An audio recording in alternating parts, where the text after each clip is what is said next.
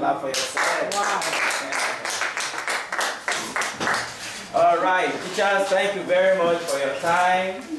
It's indeed a good moment again because school is about to vacate and we will be entering the season of holidays. And also, and this season, of course, as you are very much aware, is a season of giving and taking, eating and celebrating, dining and whining. And that is why the issue of health, especially in this season, is very paramount. Paramount because your body is a vehicle.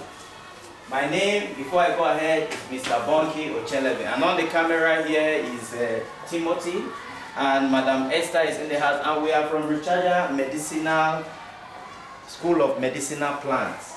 So what we do is we educate people about your personal health, group health, and how you can become healthy using natural substance. So today, we want to tell you that your body is like a vehicle. Your body is like what? Vehicle. Your body is like a vehicle, and you are the driver of that vehicle. But it's unfortunate when somebody is driving a vehicle and you don't know anything about that vehicle.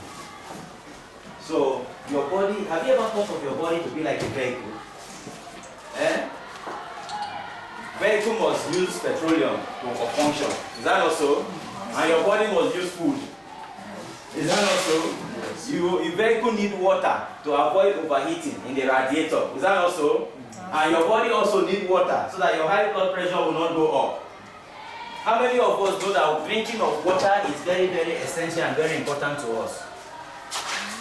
We know now. You know very well. According to scientific research, we are supposed to drink between 7 to 10 glasses of water every day.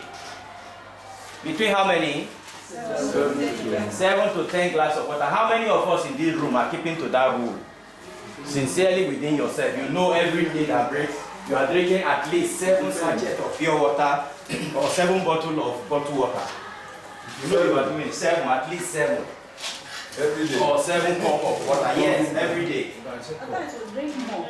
If you drink more, it's fine, but are you